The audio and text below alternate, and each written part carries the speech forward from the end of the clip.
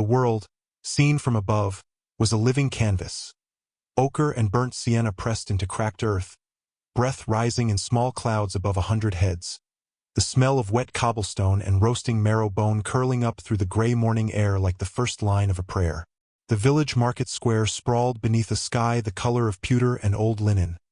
neither dark nor bright but suspended in that peculiar Flemish diffusion where every shadow carried a secret warmth and every highlight a gentle doubt. Peasants moved in loose constellations across the square, gravitating toward the stalls stacked high with turnips and cabbages. Bolts of rough-woven cloth dyed in madder and weld, earthenware crocks sealed with wax, dried herbs tied in fat bundles and dangling from low wooden frames like the trophies of some benevolent hunt. Old men argued at the edge of the vegetable stall with the passionate specificity of those who had nothing more urgent to do, their hands cutting the air with conviction,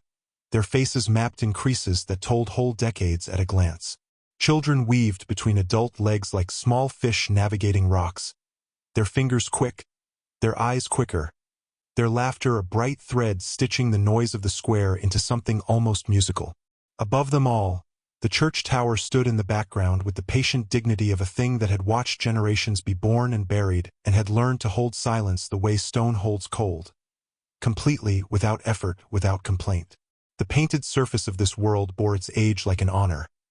Crackled veins of time running through the varnish, the pigment lifting in places where dampness had once crept beneath the panel,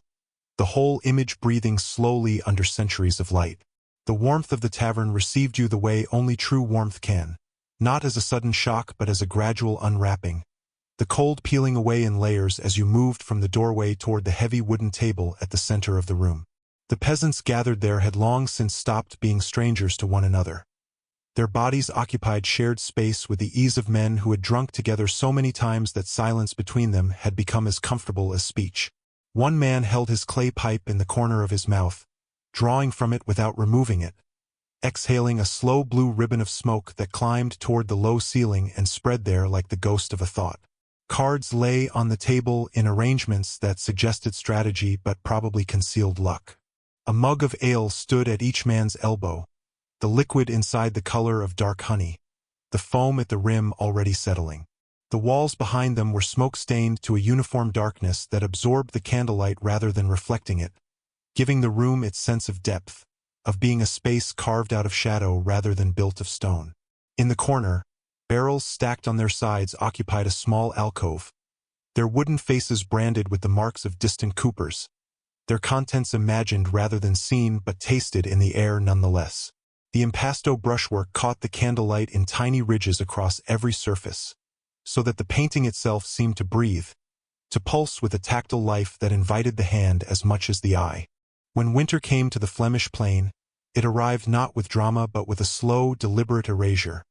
First the color, then the warmth, then the very sound of the world, until what remained was a landscape of such severe simplicity that beauty became the only possible response. The frozen canal lay beneath a sky the gray of old pewter,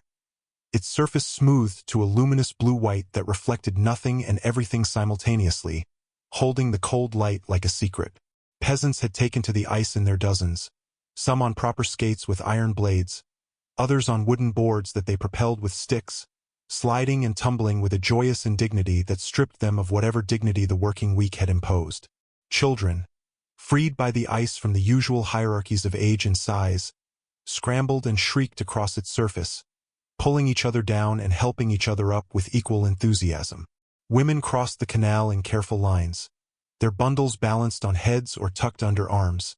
their breath preceding them in small white clouds that dissolved before they reached the far bank. The bare trees along the canal's edge stood in their winter posture, arms lifted, fingers spread, nothing concealed, their darkness absolute against the pale sky.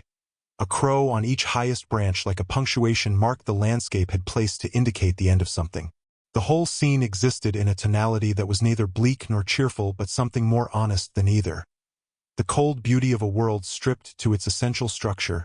waiting with great patience for the warmth to return. The blacksmith's courtyard smelled of hot iron and coal smoke and something underneath both of those. The deep mineral scent of stone that has been warmed and cooled 10,000 times. Sparks flew from the anvil in bright arcs that died almost before they landed, brief as the thoughts of men who work with their hands and think only about the task directly in front of them. The apprentices worked the bellows in rhythmic alternation, their arms moving with the mechanical regularity of something not quite human. Their faces sheened with sweat despite the cool gray daylight that fell into the courtyard from above. The forge glowed at the center of the scene with a color that had no proper name in the painter's vocabulary. Something between orange and gold and the deep copper red of old blood. A living warmth that organized the entire space around itself. Rough stone walls caught the forge light on their irregular surfaces, each projection throwing a small shadow, each shadow a small pocket of mystery. The curious children pressed against the courtyard entrance without entering, sensing that this was a place governed by rules they did not fully understand,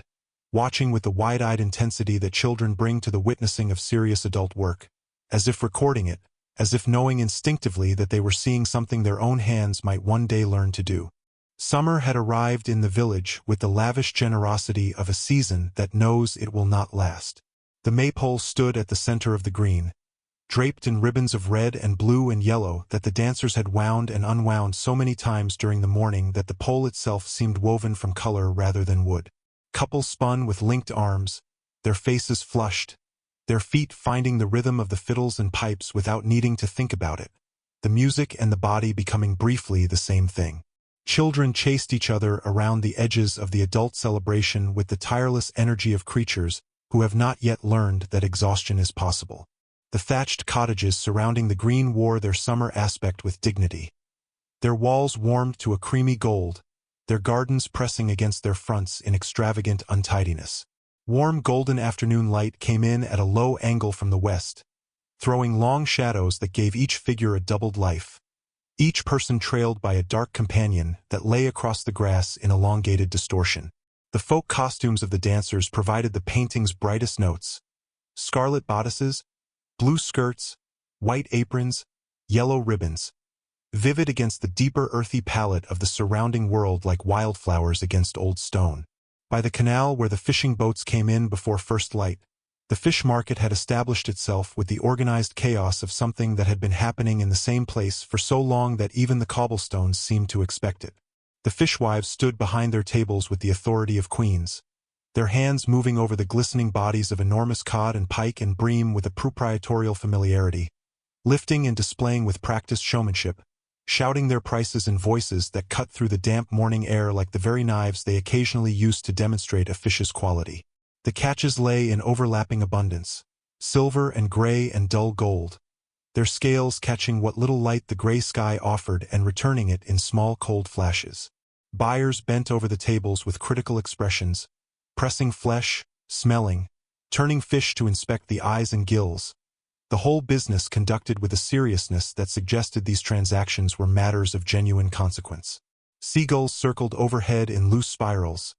their calls cutting through the market noise with a wildness that seemed to mock the careful human commerce below. Wet cobblestones mirrored the gray sky above them, doubling the scene, so that the whole market seemed to float between two versions of itself. The cool blue and silver tones of the painting carried the sensation of morning cold, of salt air, of the very specific smell of fresh fish, sensations stored in pigment and oil, released again each time of viewers I encountered them across the centuries. The harvest had come with the long golden light of late summer, and the Flemish fields stretched away in every direction toward a hazy horizon that was neither sky nor earth but the place where both surrendered their distinction. Dozens of peasants moved through the wheat in organized rhythm, the reapers bending and swinging, the binders following to gather and tie, the loaders lifting the sheaves into the high-sided ox carts that stood at intervals through the field like patient wooden monuments. The oxen themselves were immense and slow, their enormous heads hanging, their tails moving in lazy arcs, indifferent to the urgency around them with the philosophical calm of animals that have never been asked to hurry. Men who had earned a rest sat in the shade of a hawthorn hedge, drinking from clay jugs that were passed between them without ceremony, their backs against the warm bark, their legs stretched into the sunlight. Women bound sheaves with the quick expertise of hands that had done the same work since childhood,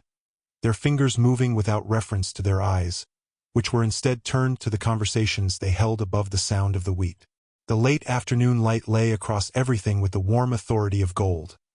a rich, environmental warmth that made the whole scene feel like the world's most generous gift, like summer's final, magnificent act before the cold began its return. Inside the tavern, the arm-wrestling contest had reached its crucial moment. The two men locked across the heavy table, their forearms vertical, their faces compressed into expressions of pure, concentrated effort that had pushed all other expression away. The crowd pressed around them in a close arc, mugs raised, voices raised,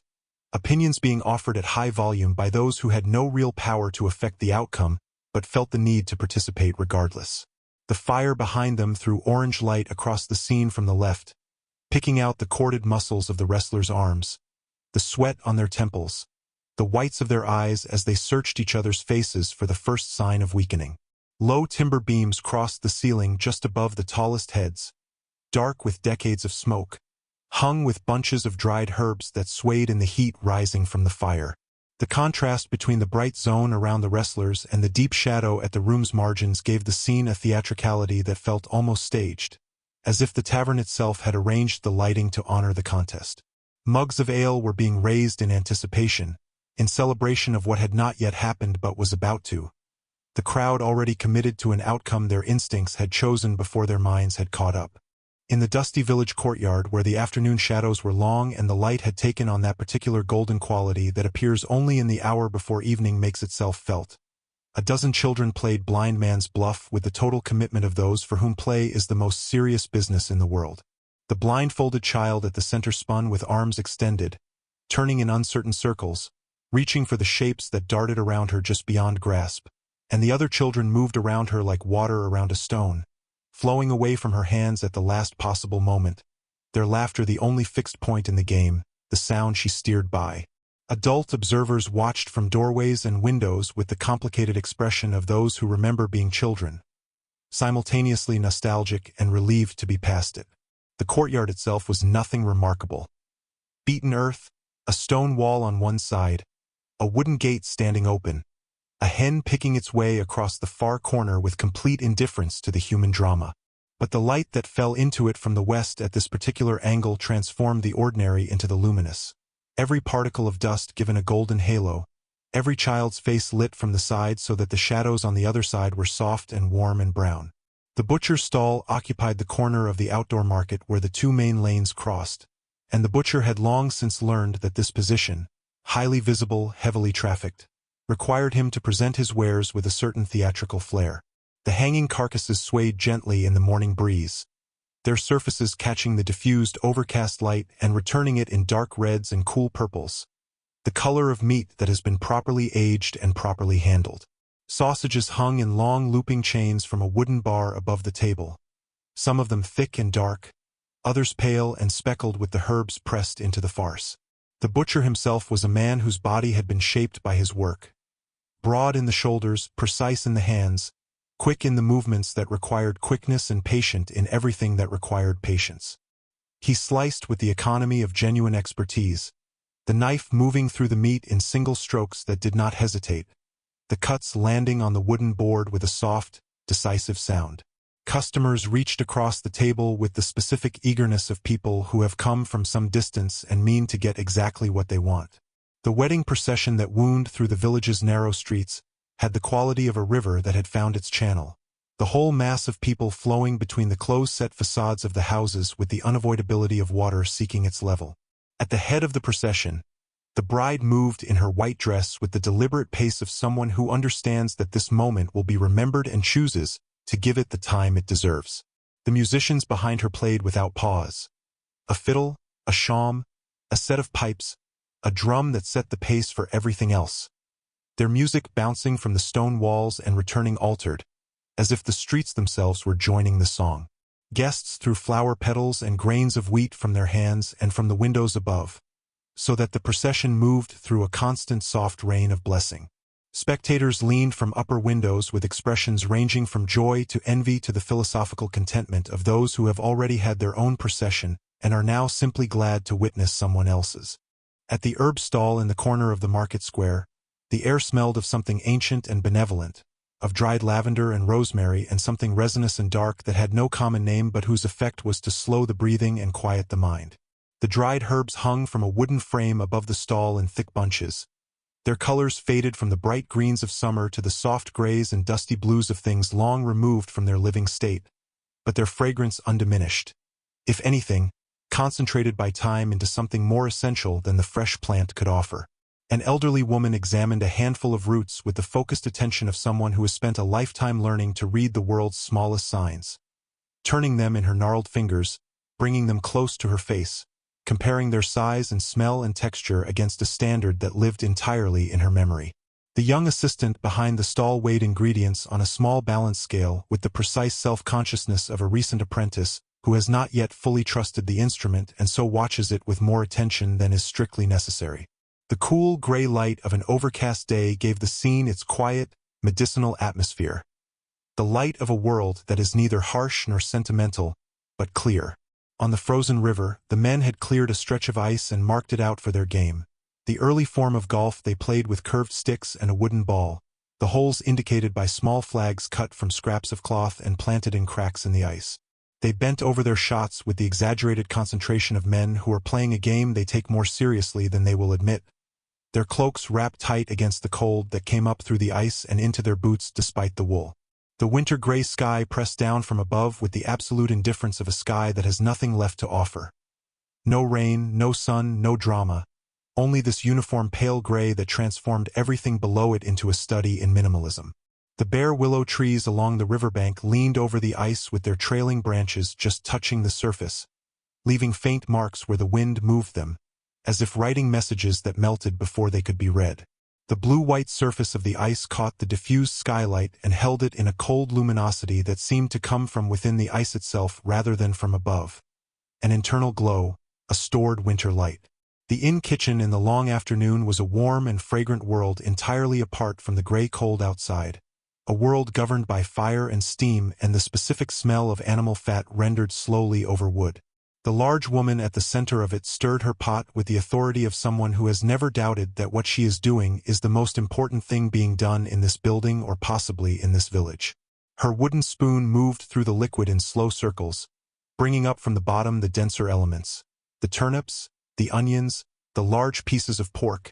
and folding them back into the stock with a rhythm that was almost meditative. On the spit above the fire, 2 chickens revolved slowly, their skin tightening and browning and beginning to split at the joints in that preliminary way that announced the great event of perfectly cooked poultry was approaching. Kitchen helpers moved around the large woman like satellites, each with a specific errand. One carrying a pile of plates, another stoking the fire with a long iron tool, a third chopping something on a heavy board with rapid, mechanical strokes. The copper pots on the wall caught the firelight in distorted reflections and returned it in warm, shimmering patches that moved every time the fire moved. The carnival had come to the village green on a day when the sky was the color of old sailcloth. Neither white nor gray but somewhere between them, the kind of sky that diffuses light so evenly that shadows become suggestions rather than facts. The acrobats had set up in the center and now performed their work with the practiced nonchalance of professionals who have done these things so many times that the most astonishing feats require no more attention than breathing. A man stood on his partner's shoulders with his arms out for balance, his body swaying in small corrections that kept him vertical,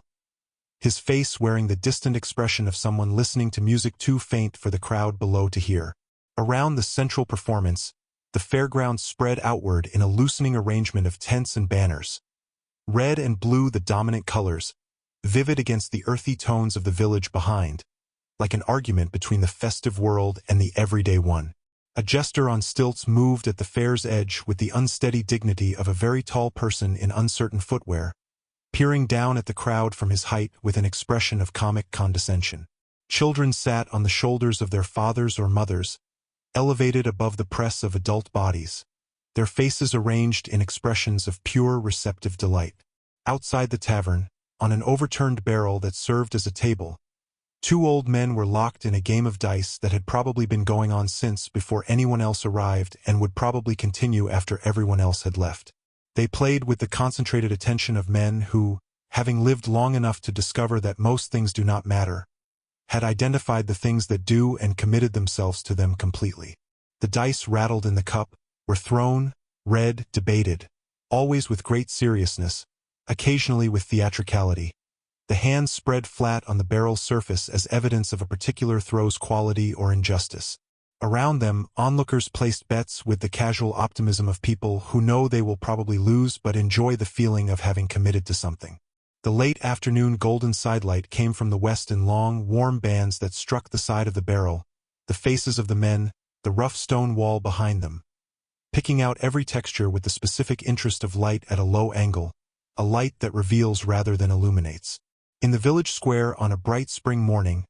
the Easter egg hunt had transformed the usual geography of adult commerce into a children's adventure. The square, which on market days was a serious place of transaction and comparison, had become overnight a territory of colorful secrets, each dyed egg nested in a crack between cobblestones or tucked behind a flowerpot or nestled in the hollow of the old oak that stood near the well, waiting for a child's particular form of vision, the vision that notices what has been placed rather than what belongs. Children scrambled across the square in all directions simultaneously, a beautiful chaos with no single center, each child conducting their own private search with the absolute conviction that the best eggs were wherever they hadn't looked yet. Adults ranged around the edges with the encouraging expressions of those who have arranged the eggs and must now contain their satisfaction as the children find them one by one. The church doors stood open behind, releasing a thin warmth that mixed with the spring light in a way that made the whole square feel blessed. In the pottery workshop, the craftsman at the wheel worked with the unhurried precision of a man whose skill was old enough to have become instinct,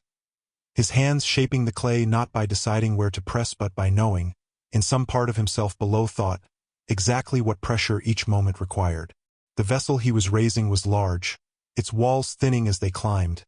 the clay turning in slow circles under his palms, the form emerging as if the clay had always contained it and he was merely revealing it. Behind him, shelves held the finished work in various stages of completion. Some pieces still damp and raw, others bone-dry and awaiting the kiln, others already fired to a warm terracotta that glowed dully in the workshop light. The apprentice at the kiln worked with more anxiety than his master, loading the unfired pieces with the careful attention of someone who knows that this stage is irreversible, that what goes in the kiln green comes out transformed, and that the transformation permits no second thoughts. Clay dust hung in the air of the workshop like a very fine rain that fell upward, visible in the shaft of light from the single high window, settling on every surface with democratic impartiality. At the country fair where the livestock pens occupied the northern end of the field, the morning had achieved the particular pitch of agricultural chaos that those familiar with it recognized as a sign of health. Everything happening at once, no single center, the noise and smell and movement of animals and humans in close proximity producing a sensory density that was either overwhelming or energizing depending entirely on where you stood and how you felt about life. A large pig had escaped its pen. The fence had given way at a rusted hinge, and was now making its way through the fair at an impressive speed for an animal of its proportions, scattering buyers and sellers with equal indignity, its progress tracked by the rising wave of alarm that preceded it and the laughter that followed in its wake. Children found this the funniest thing that had happened in recent memory. Merchants shouted their prices above the din with the persistence of people who know that even in chaos, trade continues. Perhaps especially in chaos, when the excitement of the moment makes buyers less careful. The warm afternoon light lay across the whole vivid scene without preference, illuminating the pig's escape and the vegetable stall with equal golden generosity. The village barbershop was a small room that smelled of bay rum and old soap and the specific warmth of a room where the same stove had been burning for 30 years. The barber worked with the unhurried efficiency of a man whose customers were also his neighbors and who had learned that the conversation provided during a shave was at least as important as the shave itself, possibly more so, given the intelligence he gathered and the comfort he dispensed. His customer sat in the chair with the specific tension of a man who is trying not to move while every muscle in his body wants to. His jaw set at the angle the barber had requested, his eyes fixed on his own reflection in the mirror propped against the wall, watching his face emerge from the lather with the slight anxiety of someone who is not entirely certain he will recognize what appears. A dog slept beneath the chair with the absolute relaxation of an animal that has found the warmest spot in the room and sees no reason to vacate it regardless of what the humans above it are doing. The soft window light came in from the side, gentle and domestic, the light of a world that makes no demands. The sledges came down from the forest before full dark had settled, each one loaded high with logs for the winter supply, The woodcutters and their families bent against the cold that came in from the north and moved through every layer of clothing as if cloth were no barrier at all. The landscape they moved through was Flemish winter in its most austere form, the fields stripped of everything that summer had given them, the sky a pale gray that was almost white near the horizon, the bare trees standing along the field's edge in dark silhouette with the patience of things that have endured this season many times before and expect to endure it many times again. Crows sat on the highest branches, hunched in their feathers, watching the sledges pass with the sidelong interest of creatures who have seen everything and been impressed by none of it. The snow underfoot was old snow, compacted and blue in the shadows, yellowing where footpaths crossed it, marked with the tracks of animals that moved at night and left only evidence, never themselves. The cold blue-white of the painting's tonality was not just a description of a color but a physical sensation translated into pigment, the sensation of cold air in the lungs, of fingers that have gone beyond pain into that numb distance that cold eventually grants as its only mercy. In the village square, the traveling puppet theater had erected its small stage against the old wall by the well, and the puppet master behind the curtain was performing with his whole body, his arms and shoulders moving in the complex semaphore that controlled the figures above, his face invisible but his effort entirely readable in the way his creations moved, with more life, sometimes, than life itself. The crowd pressed around the stage with the democratic intimacy that public performance creates, children at the front kneeling in the dirt, adults behind them standing on their toes or on the low stone of the well's edge, everyone equally committed, equally transported. The puppet characters above the curtain argued with each other in the exaggerated manner of theatrical archetypes. The fool, the miser, the young lover, the jealous wife. Their gestures large enough to be read from the back of the crowd, their voices provided by the puppeteer in slightly different registers that the audience agreed to accept as entirely different people. The late afternoon golden light came at an angle that illuminated the puppet stage while leaving the crowd in relative shadow, so that the performance glowed and the audience was darkness, exactly as theater should be. On Shrove Tuesday, the village street became a river of appetite and celebration. The last day before the long austerity of Lent, having been understood by everyone as an occasion that demanded extraordinary measures. Enormous pies were carried through the streets on wooden boards, their pastry crusts steaming, their fillings releasing through the vents a smell that was half invitation, half torment. Revelers in masks moved through the crowd with the anonymous freedom that disguise permits, doing and saying things their unmasked selves would not permit, their identities suspended in the gap between who they usually were and who the mask allowed them to be for one more evening. A barrel of ale was rolled down the center of the street with great effort and great joy, the men controlling it running alongside with ropes, managing its momentum with the careful skill required when the object of celebration is also capable of causing serious injury. Music came from everywhere and nowhere simultaneously, as if the buildings themselves had learned to play. The warm torchlight and the remaining daylight mixed in the street at this hour of transition, creating a light that was neither fully one thing nor the other, like the day itself, caught between what it was and what it would become. The village schoolroom held its pupils in the specific stillness that authority imposes, each child at their bench with their slate, each pair of eyes directed toward the blackboard covered in letters that they were in the process of making their own. The schoolmaster stood at the front with the upright posture of a man whose authority depended partly on his willingness to embody it even when alone, a habit so long established that he no longer distinguished it from his natural stance. He had the face of a man who cared deeply about something difficult to care about in the world he lived in, the correct formation of letters, the proper pronunciation of Latin, the logical sequence of numbers. At the end of one bench, a boy had been pulled to his feet to face correction, the schoolmaster's finger pointing at the offending slate with the precision of a man who takes imprecision very seriously indeed. The gray window light came in from one side in the manner of northern light, steady and unpredictable, illuminating one face fully and leaving the next in its own particular shadow. By the river's edge where the willows touched the water, the village had gathered for the baptism with the solemnity of people who take the marking of life's passages more seriously than the passages themselves. The priest stood in the shallows in his white robes, the water coming to his knees, the light playing on the surface around him in the way that water plays around things that have committed to being in it. The gathered village formed a crescent on the bank, the front ranks standing where the grass met the mud, the rear ranks elevated by the bank's gentle rise. a natural amphitheater that the river had carved over centuries without knowing it would one day serve this purpose. Mothers held infants with the particular tightness of women who are about to relinquish their children momentarily to the care of God and a priest, not entirely certain that either is as reliable as they are. Men removed their hats and held them before them in both hands, the gesture of respect so habitual that some of them performed it without thinking, their minds still partially on the morning's other concerns. Behind everything, the rich Flemish landscape stretched away. Flat fields, a windmill in the far distance, a line of poplars marking where a road ran to somewhere else entirely. At the roadside inn where the two main roads met, the travelers who had arrived on horseback in the early evening were the kind of arrivals that a good innkeeper watched for, dusty from the road, tired in the way that the road tires people, wanting food and a fire and a bed and probably wine, in that order or simultaneously. The stable boy had taken the horses with the professional warmth of someone who genuinely loves horses and regards their care as the most important part of his job,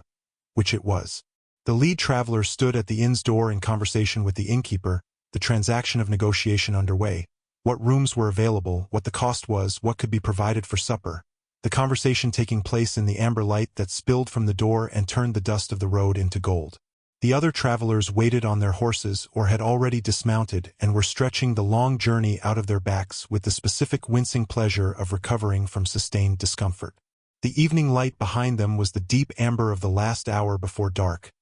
a light so warm and particular that it seemed to have been manufactured specifically for this kind of scene. The end of a journey, the beginning of rest. In the carpenter's workshop behind the main street, the work of building and repairing the village's material world continued with the systematic purposefulness of craft that has no end but also no urgency. There was always more to build, always more to repair, always another order waiting, and the carpenter moved through his days with the measured confidence of someone who has learned to work within the hours available rather than against them. He planed a long beam with the entire upper body engaged in each stroke, his shoulders and arms and hands working in a sequence of forces that was both economical and total, nothing wasted, but everything committed. The workshop smelled of fresh-cut wood in its multiple varieties, the sharp sweetness of pine, the deeper warmth of oak, the faint bitterness of walnut. Shavings of pale wood curled across the floor like the shed skins of small animals. Through the high window, the afternoon light came in a shaft that was almost solid, visible as a column of slow-moving dust that caught and released the light with each draft that crossed the room. On the broad open common at the edge of the village where the geese grazed and the linen was spread for bleaching on bright days, the women of the village had gathered this morning for a different purpose, the making and tasting and vigorous discussion of the year's new batch of ale, an event that combined practical necessity with the deep social pleasure of an activity that produces something to share while sharing the making of it. Large copper vats stood over fires that had been burning since before dawn, the liquid inside already clouded with the process of fermentation, releasing a warm yeasty smell that spread across the common and into the village beyond. The women moved among the vats with the authority of long experience, tasting with flat wooden spoons, comparing observations, disagreeing about measurements, agreeing about proportions, the conversation and the work interweaving so thoroughly that it was impossible to say where one ended and the other began. The miller's house stood at the top of the small rise where the wind was reliably strong and the great sails of the windmill turned with a slow,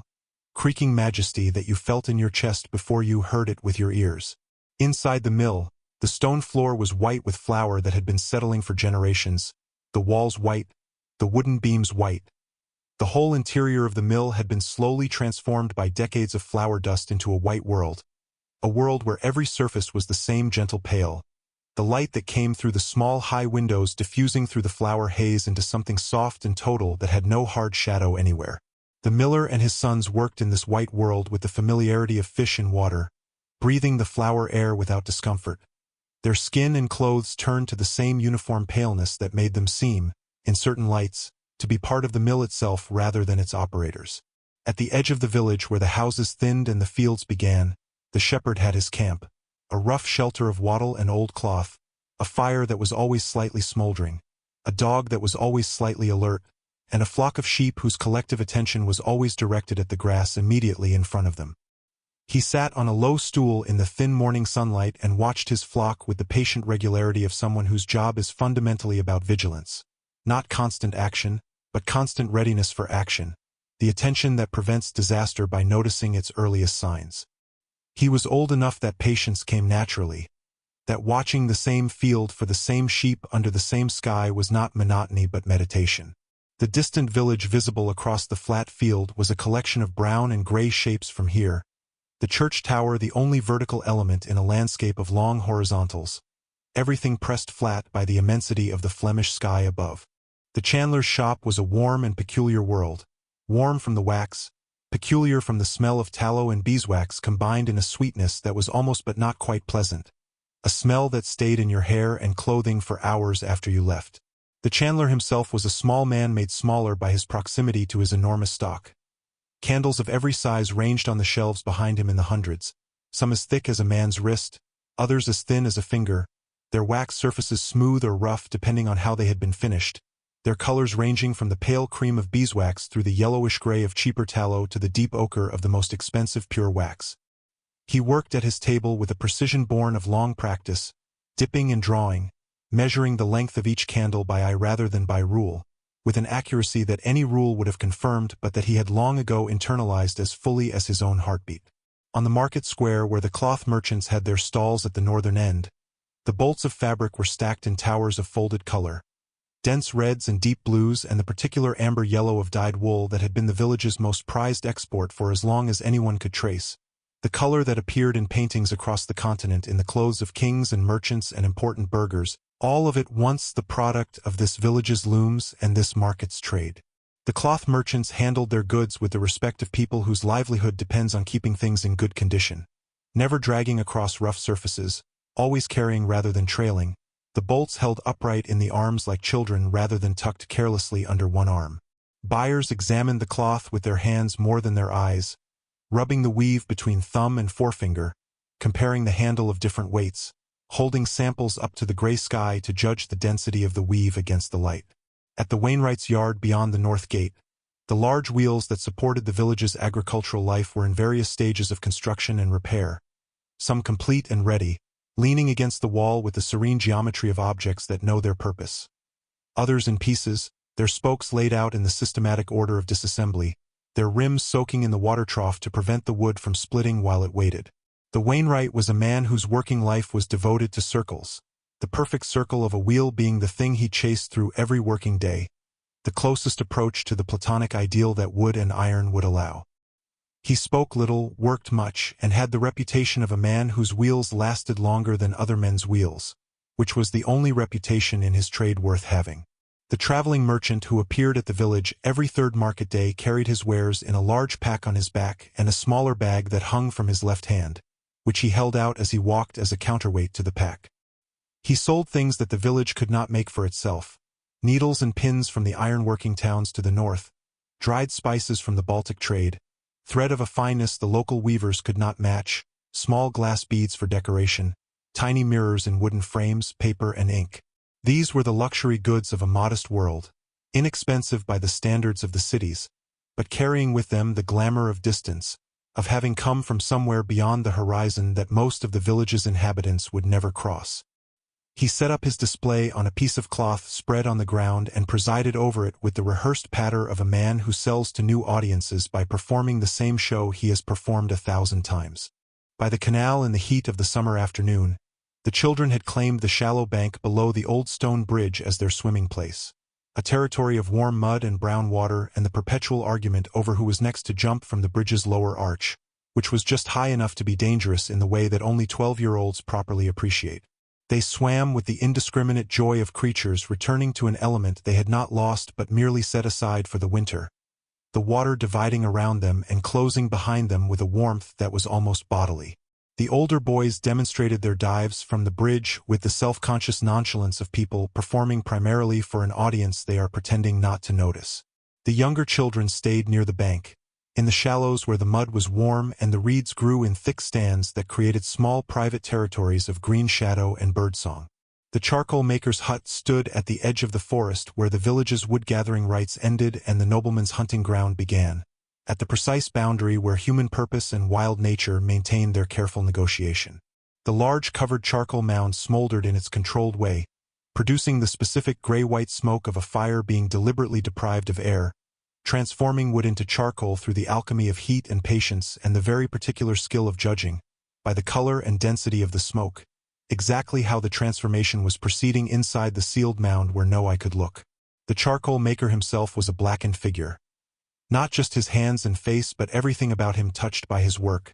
the charcoal dust having worked itself into every pore and crease over the years until he had become a kind of living monument to his trade,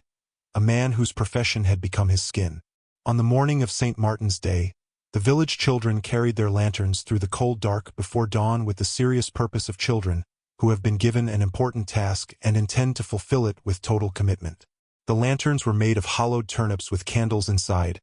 the faces cut into the skin letting the light out in patterns of eyes and mouths that transformed each turnip into something between a face and a demon, a kind of friendly monster that the children carried through the dark streets with pride and slight reverence. The procession moved through the village in a line of bobbing lights, orange and yellow, warm against the cold blue of the pre-dawn, the children singing in their various levels of tuneful and untuneful, the sound rising into the still dark air and hanging there in the absence of wind. In the weaver's long house where the looms stood in rows, the sound of the work was almost musical, the rhythmic thud and clatter of the shuttle passing through the warp, the regular beat of the batten pressing each new weft thread into place, the creak of the treadles depressed and released in the sequence that made the pattern. The weavers sat at their looms with the focused attention of people whose work requires the whole mind. Not because each individual action is complex, but because the pattern is complex, and losing track of the pattern for even a moment means discovering the mistake several rows later when it is too late to do anything but cut the thread and start again. The light in the long house came through the high windows along both walls, providing the even, shadowless illumination that weaving requires, a light that had been designed into the building's architecture specifically for this purpose over generations.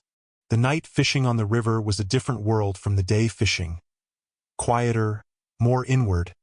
governed by different senses and different patience. The fishermen set their lines in the slow current below the willow roots and sat back in their boats or on the bank and waited with the particular quality of waiting that is not impatience deferred but a genuine suspension of desire, the state of being open to what might happen rather than pushing for what you want to happen. The torches they carried reflected in the water in long, wobbly columns of orange light that moved with the current, shortening and lengthening, never still. Above them, the village was dark and quiet, its day having ended with the practical completeness of a world without electricity. The fires banked, the candles extinguished, the people horizontal in their beds, breathing the slow breath of genuine tiredness. At the grain merchant's stall in the market, the business of measuring and weighing and pricing the year's harvest was being conducted with the careful formality of transactions that would determine family finances for the entire winter. The grain arrived in sacks, each sack an argument for a particular price, each price contested by reference to last year's prices and the year before that and the condition of the harvest and the number of mouths to feed and the cost of the miller's fee and a dozen other factors that each party cited in support of their own position. The merchant had a face trained to reveal nothing during negotiation. A face that could receive any offer, however insulting, with the same mild consideration, a mask of patience that concealed calculations of impressive speed and precision. The buyers had no such mask, their need written plainly on their faces, their positions weaker for being visible. In the autumn, when the light in the Flemish countryside took on that quality of golden melancholy that painters had been trying to capture for 100 years without fully succeeding, the eel trappers went out to the canals at dusk to check their wicker traps and find in them the long silver bodies of eels that had spent the summer in the canal's depths and were now beginning their mysterious journey to the sea. The trappers worked quickly in the failing light, rebaiting and resetting with the efficiency of people racing a deadline, the traps going back into the water with a splash that sent ripples across the canal's surface, disturbing the perfect reflection of the evening sky. The eels in the baskets moved with the liquid purposefulness of creatures that have not accepted their situation,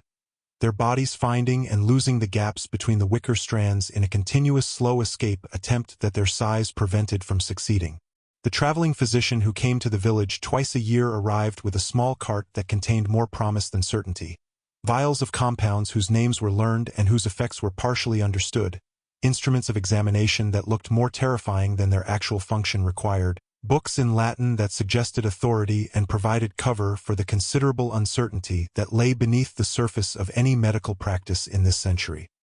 He set up his consulting place in the inn's back room, where the light was adequate and the door could be closed, and saw his patients in the order they presented themselves, each one bringing to the encounter a hope that the physician tried to honor while also trying not to promise more than the state of medicine could deliver. The village watched him with the complicated mixture of trust and skepticism that people extend to expertise they cannot evaluate, choosing to believe until believing became impossible. The cooper's yard was full of the smell of fresh-cut oak and iron heated in the forge for the binding of the hoops, and the sound of mallets on wood, a dense, percussive sound quite unlike any other working sound, the wood resisting and then yielding in exactly the way that materials under skilled hands do. The cooper built his barrels with a method that appeared improvised but was entirely systematic. The staves shaped individually with a draw knife, fitted together in the circular arrangement that would become the barrel's body, held temporarily by a rope while the iron hoops were driven down to compress the staves into their final liquid-tight configuration. The finished barrels stood in rows in the yard with the rotund satisfaction of things that have achieved their purpose,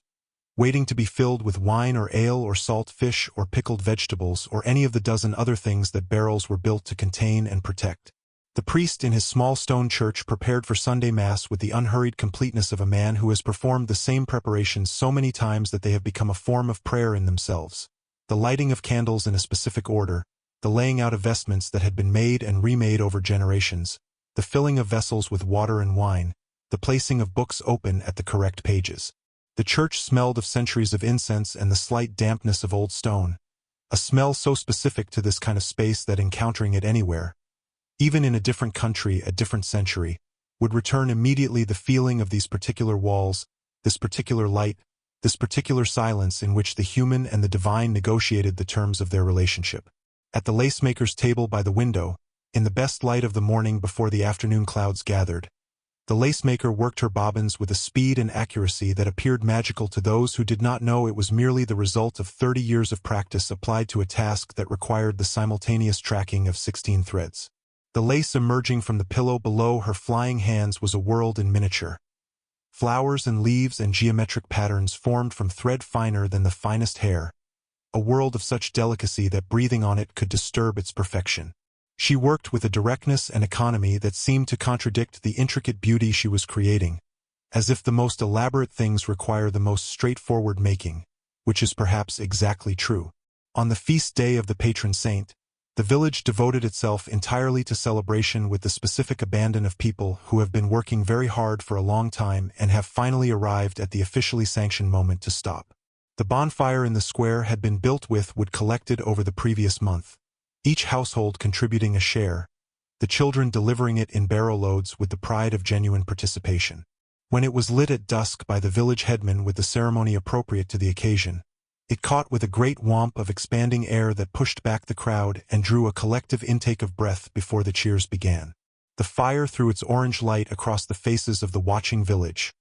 Every face orange, every shadow deep blue, every eye reflecting a tiny version of the fire, and in this particular light, which was the light of celebration and belonging, the differences between the faces seemed less than their similarities. The watermill that served the eastern fields was a different creature from the windmill on the hill, darker, lower, governed by the stream rather than the sky, its wheel turning in the brown water with a heavy, patient regularity that nothing could hurry or slow beyond the limits set by the stream's own speed. The miller here was a younger man than his colleague on the hill, and had not yet acquired the flower-whitened appearance that long service produces.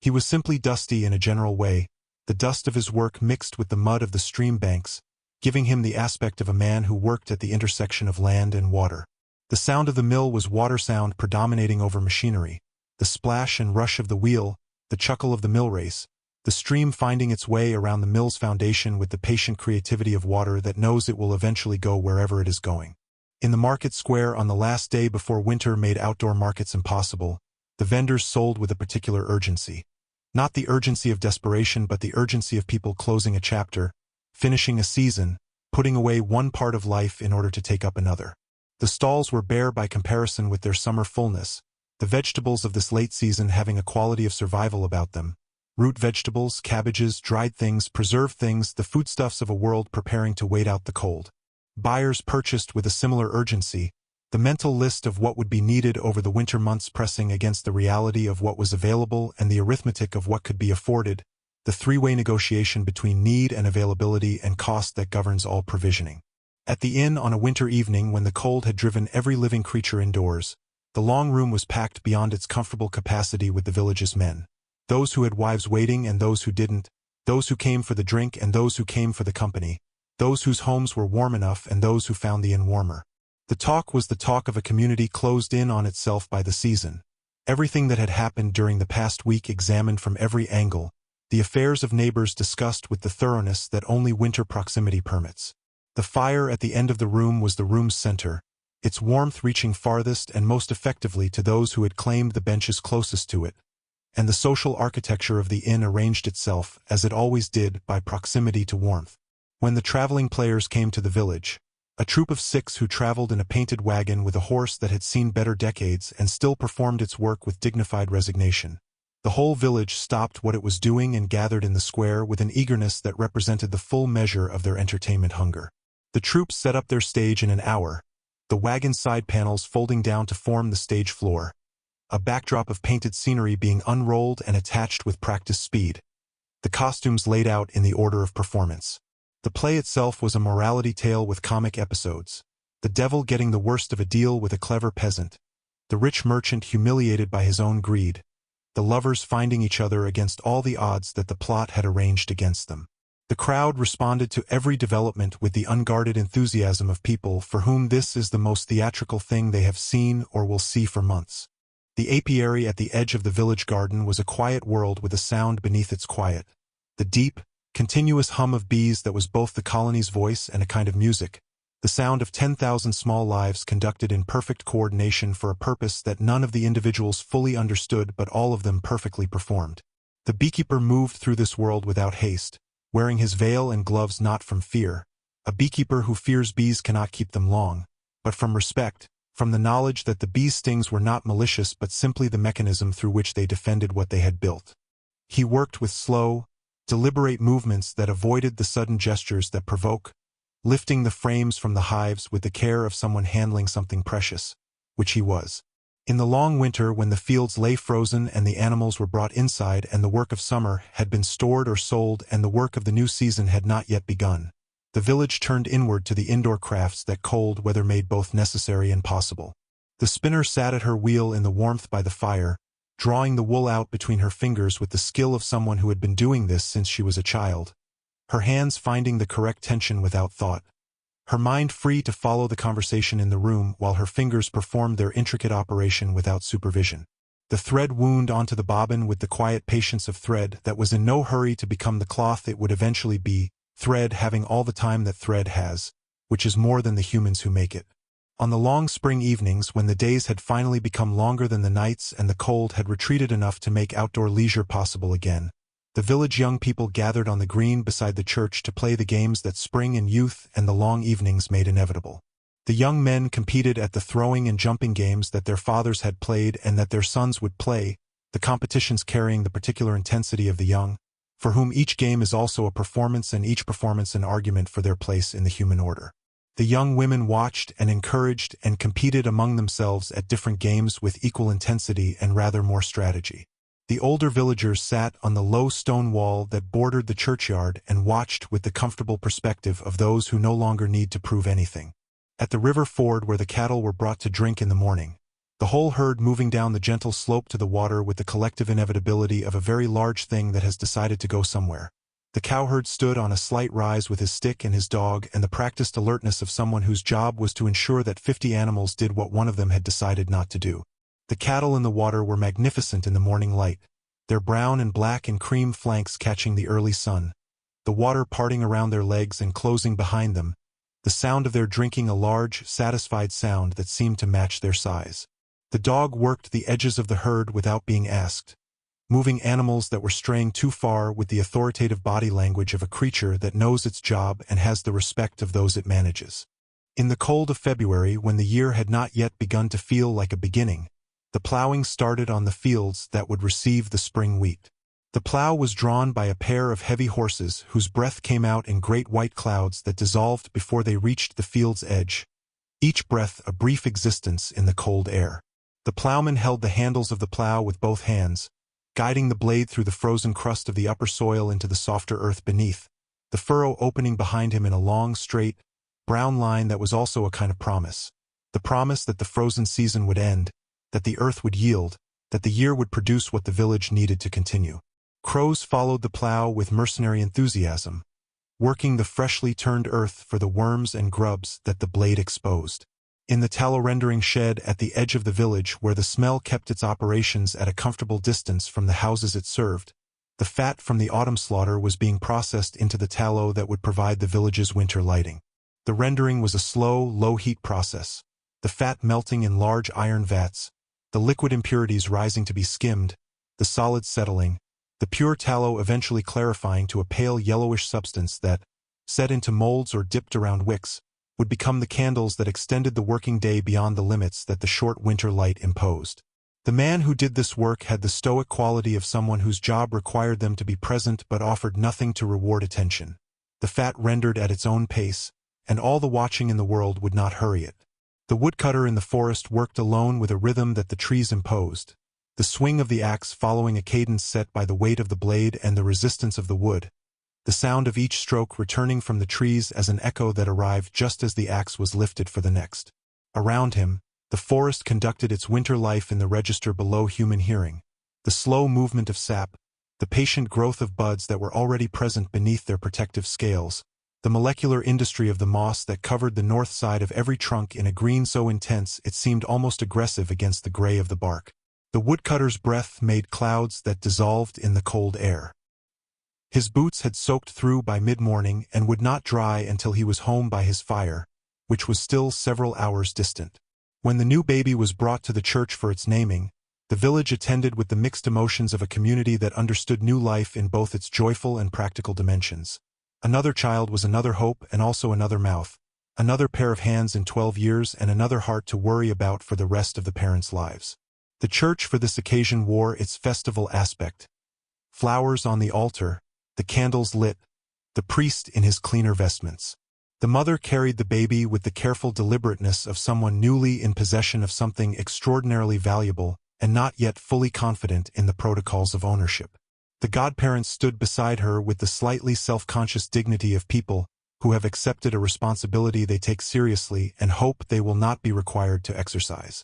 The fish pond at the monastery on the hill above the village was maintained with the same methodical attention that the monks applied to everything in their regulated life. The level of the water watched, the feed given at the same times each day, the fish examined periodically for signs of illness, the harvest taken at the canonical intervals prescribed by the monastery's founding rules. The carp that occupied the pond were ancient by fish standards, some of them having been in the pond for longer than any current monk had been in the monastery.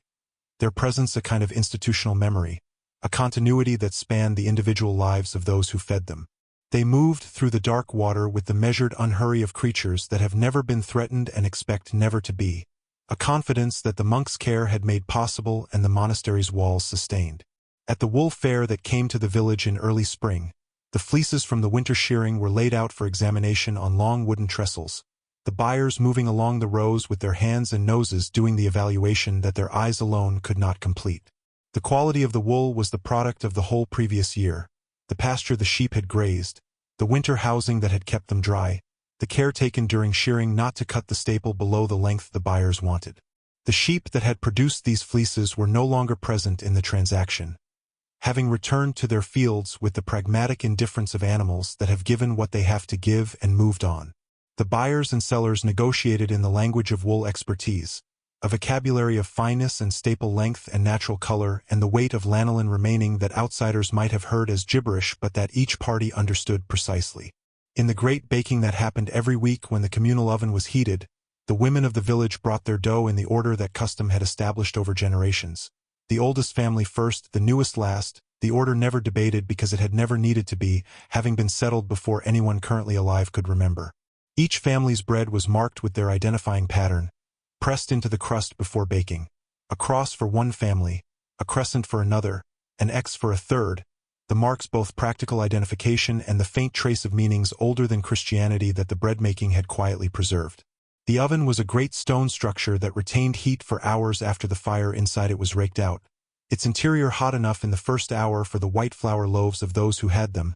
cooling through the hours to the lower temperatures required for the heavier rye and maslin breads of the majority. The old herbalist who lived at the north end of the village in a house surrounded by a garden that appeared chaotic, but was in fact the product of systematic knowledge accumulated over 60 years, occupied a position in the village that was neither entirely trusted nor entirely doubted. She was consulted for the ailments that the official physician could not reach, either because the physician was absent or because the ailment was of the kind that official medicine either could not treat or would not acknowledge. She moved through her garden with the unhurried certainty of someone who knows exactly where everything is and what it does,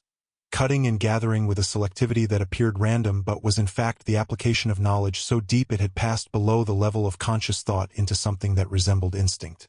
By the mill pond in the long September afternoon, when the light went golden and horizontal and threw everything's shadow across the field in giant distorted form,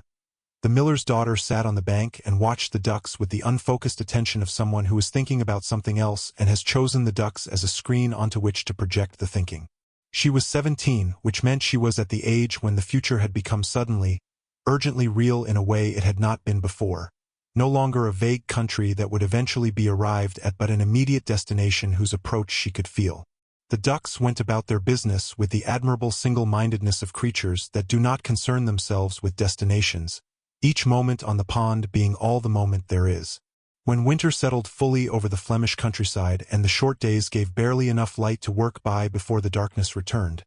the indoor life of the village intensified in proportion to the outdoor life's contraction. Families who had barely been in the same room during the busy working months of summer now spent all their hours within earshot of each other, the warmth of the house requiring them to occupy its warmest parts, which were always the same parts, which meant occupying each other's lives with a thoroughness that summer did not require. The children did their small indoor tasks, carding wool, sorting seeds, shelling nuts, with the fidgeting reluctance of creatures designed for outdoor movement who have been required to be still. The adults managed the fidgeting with the patience of experience and the practical wisdom that children who are physically occupied are easier to manage than children who are merely kept still. At the spring planting, the most important event in the agricultural calendar, the moment around which the whole year's labor was organized, the village moved to the fields with a collective purpose that was almost military in its organization. Each strip was assigned, each family knew their ground. The order of operations had been established by custom that preceded any living memory. The seed went into the prepared earth in careful rows, pressed in with a deliberateness that reflected how much depended on its proper placement. The depth, the spacing, the direction of the row, all matters of consequence, not ceremony. The children who were old enough to be useful but too young to be given real responsibility were employed in the bird scaring, walking the plowed strips with rattles and shouts that were more energetic than effective but which did provide the birds with enough reason to shift their attentions to the undefended fields of the nobility. On the feast day that marked the end of the harvest season, when the last grain was in and the last apple pressed and the last root vegetable stored in the cool darkness of the cellar, the village celebrated with the specific gratitude of people who understand that the winter they are entering has been made survivable by the work of the months just ended. The celebration was therefore serious in its joy, not the careless joy of people with nothing at stake, but the deep joy of people who have earned what they are celebrating, who know what it cost and what it is worth. The bonfire burned until midnight, and the dancing continued until the feet refused to continue, and the ale lasted until the last barrel had given what it had to give, and then the village went to its beds with the satisfaction of a community that had done what was required of it and now could rest. In the cold dawn of a February morning, when the stars were still visible and the frost had sealed every puddle and pool into a temporary mirror that reflected the last of the night's darkness back at the sky, the baker was already at his work. The fire lit an hour before anyone else in the village was awake, the dough already mixed the previous evening and left to prove in the warmth beside the banked fire, the oven beginning its slow climb to the temperature that bread requires. He worked alone in this hour with the particular pleasure of solitary competence, the pleasure of doing something you know well, in silence, without the management of other people's expectations. The bread he made in this hour would be in the village's stomachs by mid-morning, would sustain the work of the day, would be the center of the midday meal, would define for each family what the day tasted like, a responsibility he carried without drama and fulfilled without fanfare. At the tournament that the young men of several villages organized each Whitsun on the flat ground below the castle, not a noble tournament with lances and horses but a peasant tournament with wrestling and archery and the various feats of strength that agricultural life develops. The competition was fierce in the way that competition between people who live close together and know each other's weaknesses always is. The archer from the mill had won the archery contest for 3 years running, and this year he felt the pressure of that record as he knocked his arrow and found his anchor point and looked down the shaft toward the distant target, knowing that everyone watching knew about the 3 years and expected the 4th, and that the expectation was making his hands less steady than they needed to be.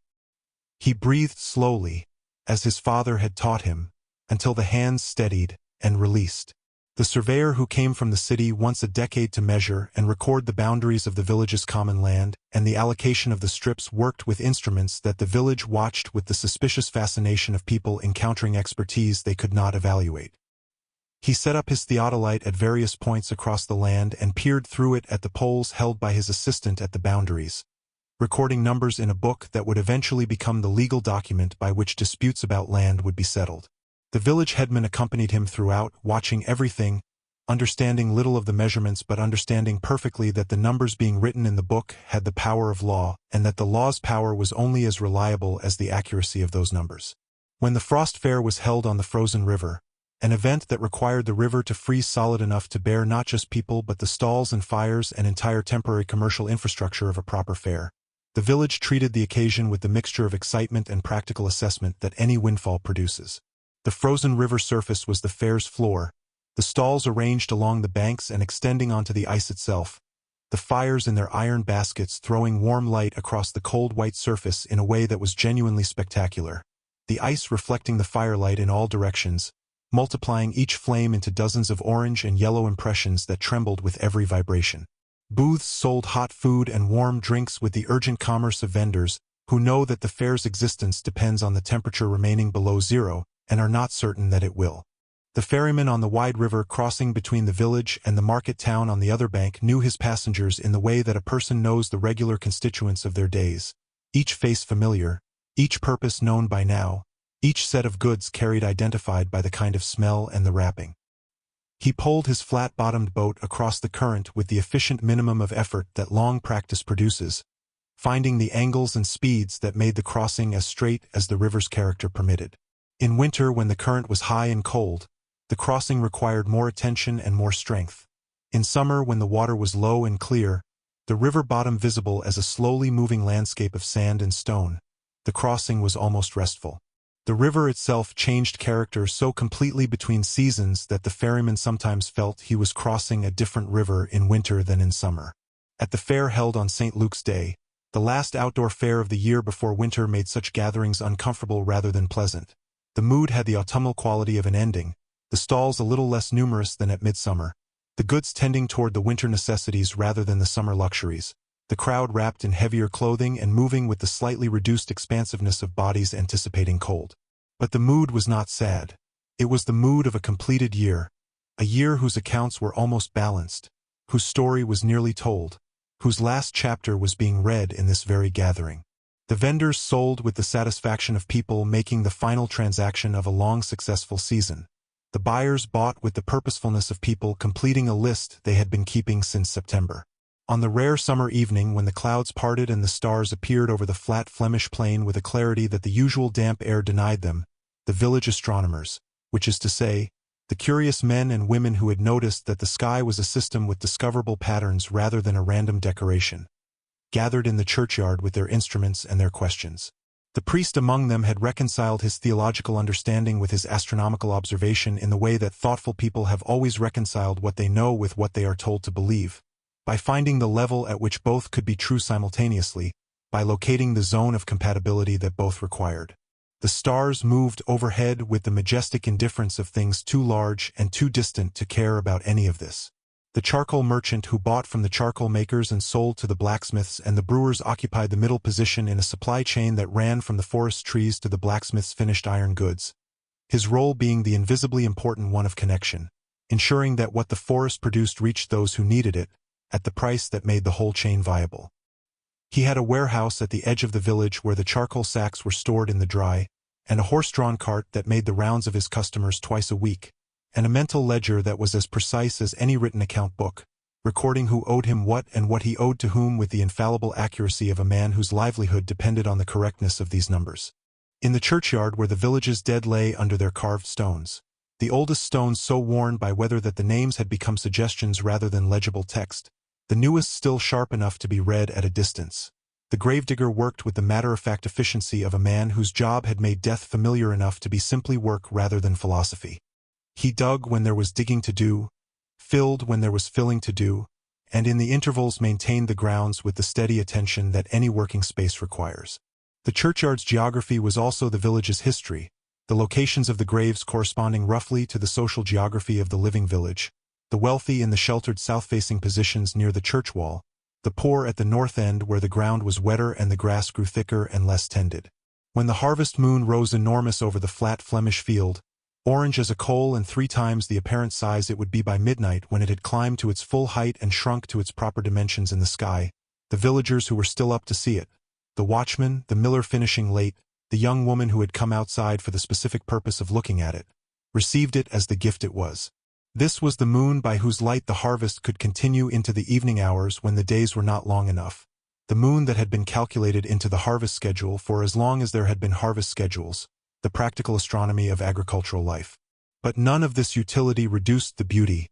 which was absolute. A great orange lantern hung at the exact height and angle to illuminate the harvested field in warm, mysterious light. At the village's eastern edge where the road from the city entered, the toll gate was manned by the toll collector, a man of middle age whose life had become identical with the gate and its function, who knew the traffic patterns of the road as intimately as a river knows its banks. Every kind of human commerce passed through his gate. The merchants with their goods, the pilgrims with their walking sticks and their prayers, the soldiers moving between garrisons, the landless poor seeking work in the next place, the traveling players with their wagon and their horse. He collected from those who owed the toll and let pass those who didn't, maintaining the distinction with a consistency that was the toll road's only real product, the consistent enforcement of the road's terms. On the day of the autumn slaughter, the pragmatic and necessary event that provided the preserved meat on which the village would survive the winter, the mood was neither festive nor grim but something in between, the practical seriousness of a necessary task performed with care and efficiency. The animals that had been fattened through the summer for this purpose went into this day's events with the placid unawareness of creatures whose consciousness does not extend to the contemplation of their own future. The butchering was skilled work performed by those with the skill, the salting performed by those who knew the ratios of salt to meet that preservation required, the smoking performed by those who managed the smokehouse, each person knowing their role and performing it within the system that the village had refined over many generations. The miller's wife who managed the household economy with the precision of a business that had to balance its accounts on a scale finer than any individual transaction could reveal, buying at the prices available when harvests were good, selling at the prices the market set when goods were scarce, maintaining the thin margin between sufficiency and need that constituted the village's economic reality, went to the market each week with a list in her memory rather than on paper. She bought what was needed, negotiated what needed to be negotiated, returned change that was owed without being asked and required change that was owed to her with polite relentlessness. The village market existed in a moral economy as well as a monetary one. Prices that were too high were remembered and punished by the withdrawal of custom. Honesty in dealing was rewarded by loyalty that had real economic value. In the weaving shed at the cloth merchant's house where the looms ran day and night during the season when orders were heavy, the rhythm of the work imposed itself on everything within hearing, on the conversations of the weavers, on the thinking of the overseer, on the dreams of the children who grew up in the house above the shed and incorporated its sound into their earliest experience of the world. The cloth emerging from the looms was the village's primary product, its main connection to the wider economic world, the thing that turned the labor of the local wool into the currency that bought the things the village could not produce for itself, the iron goods, the spices, the fine glass, the books. Each bolt of finished cloth represented a month of work translated into value. Each payment received for it completed the circuit that connected this particular corner of Flanders to the trading cities of Europe and beyond. At the winter solstice, the shortest day of the year, the village marked the turning of the light with observances that mixed the Christian calendar with older patterns that had been present before the church arrived and would persist, in modified form, indefinitely after. The great log was brought in with ceremony, cut from the appointed tree, decorated in the appointed way, lit from the remnant of last year's log with the appointed prayer, and its burning through the night was watched over by the appointed watchers who kept it lit through the 12 hours of darkness as a kind of insurance, a human-scale act of will to encourage the sun's return. Whether the sun needed this encouragement was beside the point. The encouragement was offered, the connection between human intention and natural cycle was affirmed, and the morning came with the pale promise that from this day the days would lengthen. The young children of the village received their first formal education in the church porch, where the priest taught reading and numbers to those families who brought their children and asked him to educate them, which was not all families but was more than might have been expected given the practical pressures that made children's labor more immediately valuable than children's education. The lessons were conducted with the tools available: a hornbook for the letters, a slate and chalk for the numbers, the catechism for the combination of reading practice and theological instruction that the church understood as education's primary purpose. The children who took to letters, who discovered in reading the door to a room they had not known existed, showed it in their faces before they showed it in their performance, their eyes developing a quality of sudden attention that the priest recognized and quietly celebrated.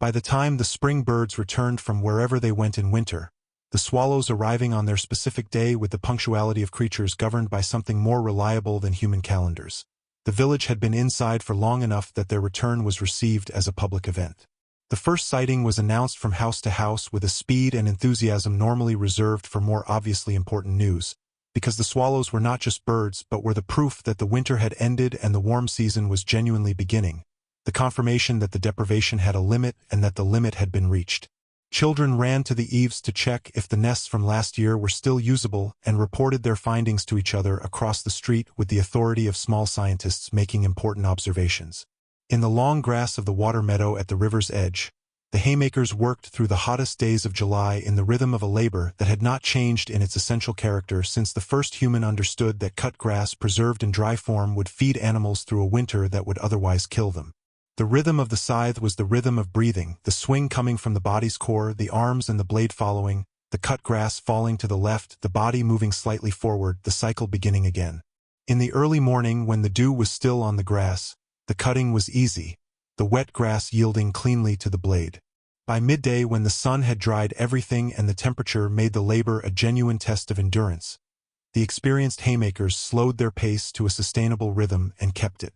At the end of the summer fair when the stalls were being dismantled and the goods packed back into their carts and the animals led away from the pens and the entertainment troops loading their wagons in the blue dusk, a particular atmosphere descended, the specific melancholy of an ending that was also, in the structure of the agricultural year, a preparation for something next. The vendors counted their money with the private satisfaction of successful commerce, the totals better or worse than hoped but representing in any case the concrete result of the season's last major effort. Children who had been allowed to stay up past their usual hour were now past tiredness into the strange alert exhaustion of those who were too tired to sleep, their eyes wide in the dusk, following the last details of a day that had been too full to be fully absorbed. The old woman who had been the village's living archive, who remembered the flood of 40 years ago, the fire of 60, the plague of before that, who held in her failing memory the names and fates of people who would otherwise be entirely forgotten,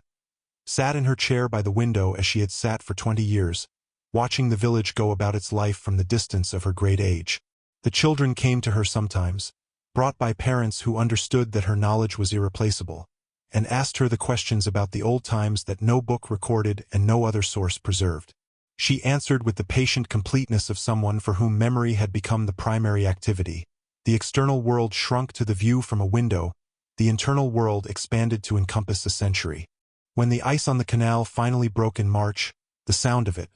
a deep, structural cracking that propagated through the ice in visible lines before the pieces separated and began their slow rotation, was heard across the village as the formal ending of winter, as definitive as any official announcement. The children ran to the canal banks to watch the ice break up,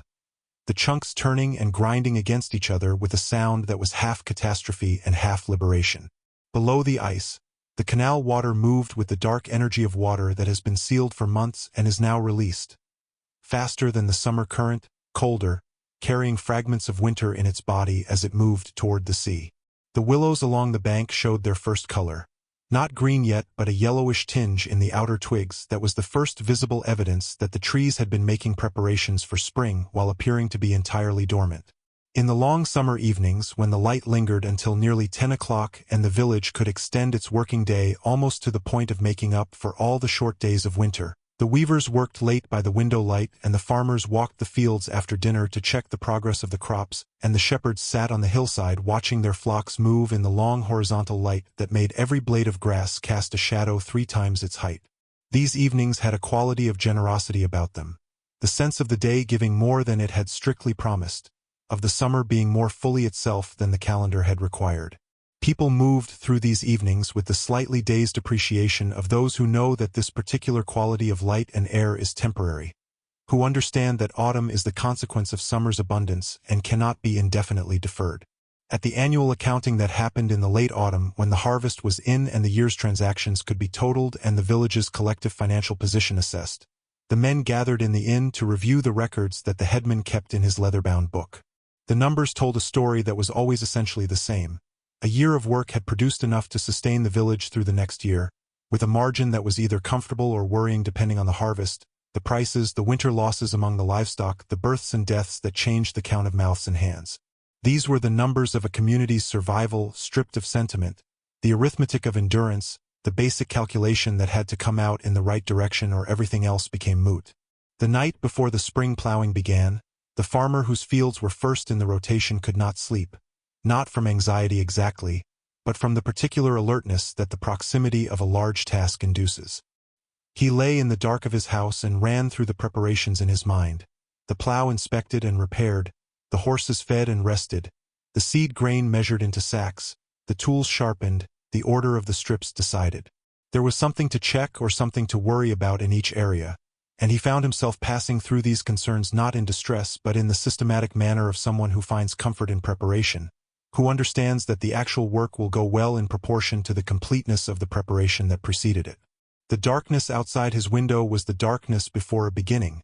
which is a different darkness from the darkness of an ending fuller, somehow, with what it contains. On the last day of October, when the world stood between the autumn and the winter, between the harvest and the cold, the village lit fires on the hilltops as it had always done. For the reasons it had always done, which were no longer entirely remembered but had not been entirely forgotten either, preserved in the habit of doing even when the understanding of why had faded. The fires on the hills were visible from a great distance across the flat Flemish plain,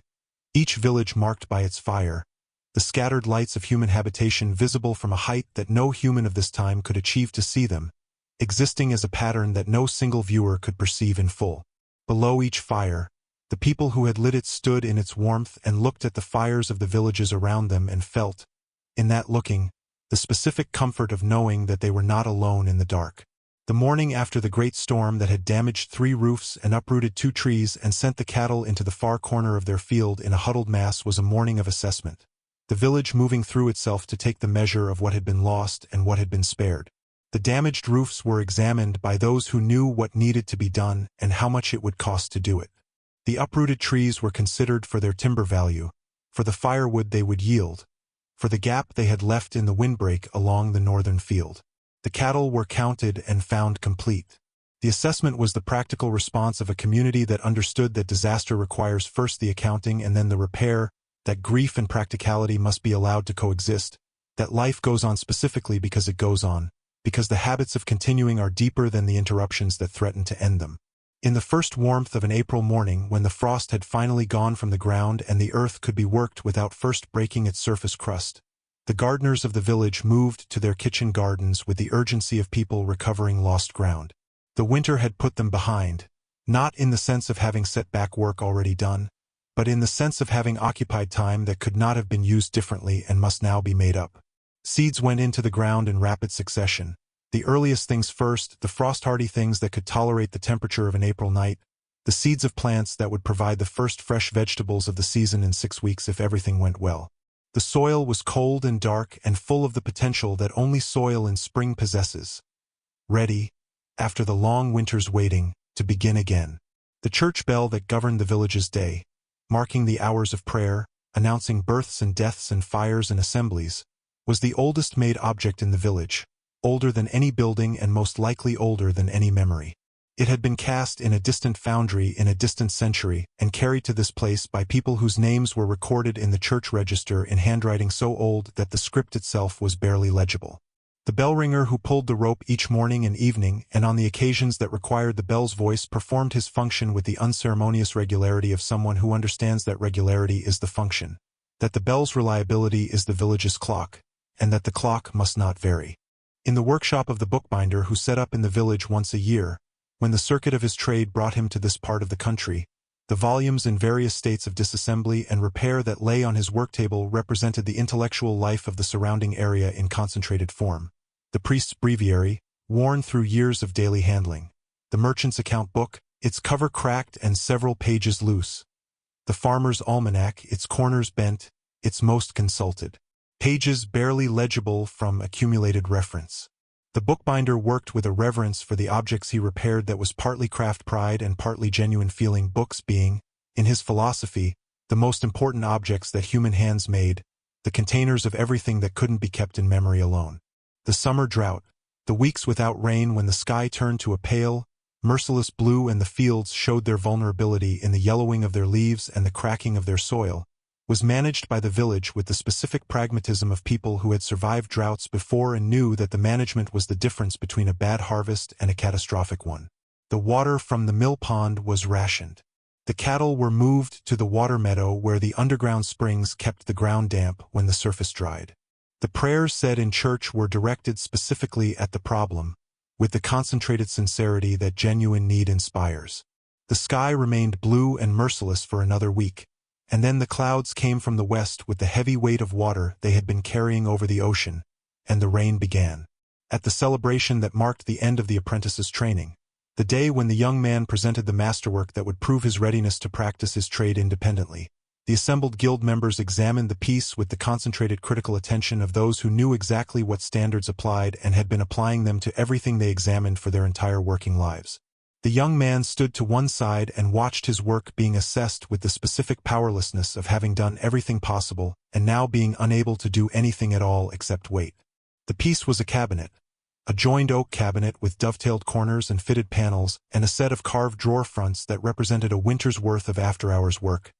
done by candlelight at the end of the working day when the master's journeymen were already asleep. When the plague warning came from the city, carried by a messenger who had ridden through the night with the news that the sickness was moving outward from the port towns along the main roads, the village responded with the practical fear of people who had lived with the knowledge of plague long enough to understand that the response to a warning is the only available form of prevention. The roads from the south were watched. Travelers were questioned at the toll gate. The physician was summoned and gave his advice in the careful language of someone offering counsel in a situation beyond his tools. The church held a special service that was better attended than Easter. The village settled into a state of watchful, anxious normalcy, continuing to work, continuing to eat and sleep and talk, but with an additional register of attention that had not been present the week before. In the long quiet of a winter afternoon when the light had gone gray and flat and the wind had settled and the village existed in a kind of suspended state between the business of the morning and the activity of the evening, the sound of a single fiddle could be heard coming from the inn, not the full-volume performance of an evening's entertainment, but the more private playing of a musician practicing or simply playing for himself, finding in the music something that the winter afternoon required and that nothing else provided. The melody was known, old, simpler than the dancing tunes of summer, more like a song than a reel, and those who heard it from the street paused for a moment in their passing, their faces making a brief involuntary expression in response to something the music had touched in them, before they continued on their way. In the last light of the year's shortest day, the village children who had been kept up for this occasion stood in the lane behind the church and watched the candles being lit in the church windows. One at a time, moving from window to window, the light building slowly in the early dark of this extreme evening into something that seemed, from outside, warm enough to be worth walking toward. The children had been told that this was the festival of light, which was true in the most literal way, the deliberate making of light at the moment of maximum darkness, the human refusal to simply accept what the season imposed, the very small and very significant act of setting fire to a wick and saying, "Here is my response to the dark." The candles burned steadily in the still winter air, each flame a separate and individual warmth in a collective light. At the bridge over the river where the road to the market town began, the young people of the village gathered on summer evenings to watch the boats passing below, the grain barges moving slowly downstream, the fishing craft moving upstream to their night positions, the occasional pleasure boat carrying citizens of the city who wanted to see the country they owned from the comfort of a vessel they could leave when they chose. The young people on the bridge had opinions about all of these boats and their occupants, expressed with the freedom of those who are not being listened to, the analysis sharpening as the evening progressed and the supply of boats thinned. By the time the last light was gone, only the most devoted conversationalists remained, their voices continuing in the dark above the sound of the river moving through the bridge's arches below. The winter market held in the covered market hall at the center of the town was a compressed version of the summer's outdoor markets. The same goods in a smaller space, the same conversations in a warmer building, the same transactions conducted with the same seasonal emphasis on necessity rather than pleasure. The stalls sold root vegetables and dried fruits and preserved meats and the various fermented and pickled things that the preceding autumn's industry had produced, each vendor knowing their customers by now and knowing what they needed, the market having by winter shed whatever variety it possessed in summer and settled into the honest specificity of what people need when they cannot grow what they want. When the wandering friar came through the village on his circuit of the parishes in his care,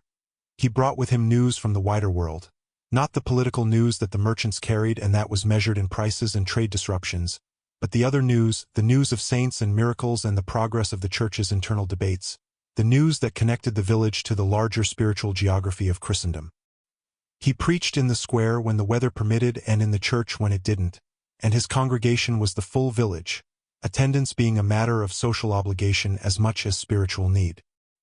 He slept in the priest's house and ate at the inn and left the next morning with whatever small contribution the village could make to the support of his order, which was rarely much but was given with the seriousness of an obligation met.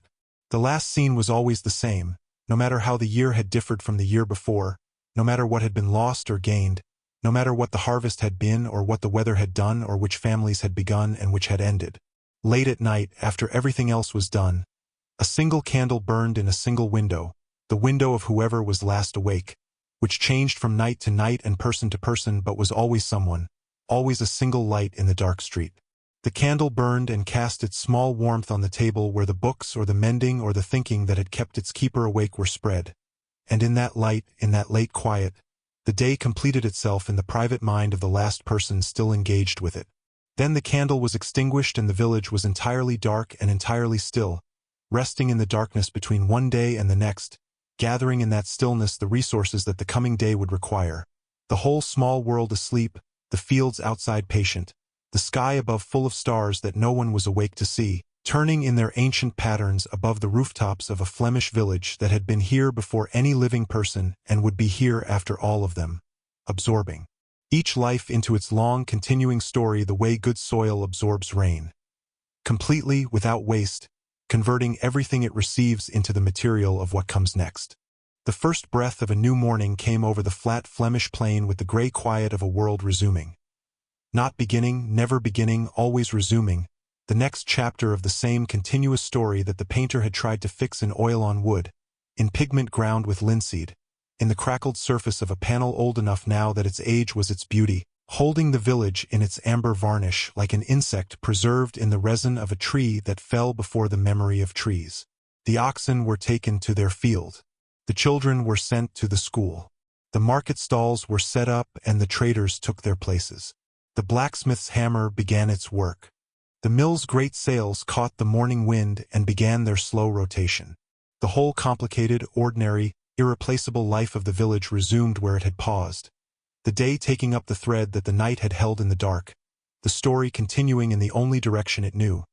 Forward through the hours, forward through the seasons, forward through the years that were already arranging themselves into the next century, while the people living in this one had their hands too full of the present to notice. And the painter, working in his cold studio with the winter light coming through the north window, tried to hold it still for a moment. Just this moment, just this light, just these faces that were no one's faces and everyone's. The whole enormous life of a world in one panel, contained and examined and made permanent in the way that only art can make anything permanent, which is to say, not permanent at all, but preserved long enough for someone who was not there to look and understand. Something about what it was like to have been there, which is all that memory can ever do, and which is enough. There was always another morning after that one, and another after that, and the village generated its mornings with the same undramatic productivity with which it generated its bread and its ale and its children and its cloth. the mornings coming whether or not anyone was ready for them, landing on the village with the mild insistence of a light that does not ask permission. In spring the mornings were full of birds. In summer they were long and warm. In autumn they were golden and slightly mournful. In winter they were gray and slow and cold, arriving late and leaving early, offering the minimum of what a morning was obliged to provide. Through all of them the village continued, the women up first, then the men, then the children, then the animals, then the whole apparatus of daily life in motion again, the enormous engine of ordinary human existence running on the fuel of necessity and habit and the deep animal desire to continue, to be warm, to be fed, to be part of the group that woke again this morning when many have not. And in the great painting that holds all of this, the crackled surface of pigments laid 400 years ago on wood prepared by hands that knew no other work, the figures are all still there, caught in their gestures, preserved in their moments, the woman bending to her spindle, the child running toward something outside the frame, the old man on his bench in the sun with his face turned up at an angle that is either prayer or simply the pleasure of warmth on skin. They are all there and they are all still in motion. You can see it if you look long enough, the way you can see the figures in a great river still moving even when you are looking at a photograph of a river. The motion is in there, frozen but present, visible to anyone who knows that what appears still has its stillness only because the shutter caught it at this one moment rather than a moment before or after. The Flemish light falls across them all from the same direction it has always come.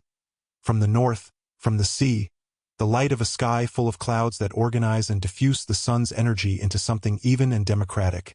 giving every face the same quality of illumination, showing every texture with the same patient clarity. This is the light that made the Flemish painters what they were.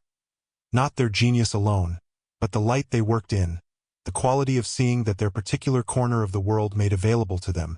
the way the gray Atlantic sky above the flat sea-level land produced an illumination so particular that painters traveling from other countries could not entirely replicate what the Flemish achieved at home, because they could not bring the light with them. The light was there, in the north, over the low country, filtering through the clouds above the canals and the windmills and the market squares full of people buying and selling and arguing and laughing and being alive with the complete commitment that being alive requires. And the painters caught it, held it, made it permanent in oil, gave it to us across the centuries as the most generous of gifts. The certainty that this is what it looked like, this is what it felt like, this is how the light fell on the faces of the people who were there before us, who were just as human as we are, just as hungry and cold and warm and alive and afraid and hopeful, standing in their particular light, looking out from inside their particular lives, at the same world we stand in now, differently lit. If you got something out of this, leave a comment. I'd love to know what hit you hardest. And if you think someone else needs to hear this story, send it their way. Don't forget to subscribe and sound notifications for the next video. I'll have something new up soon. Until then, take care of yourself.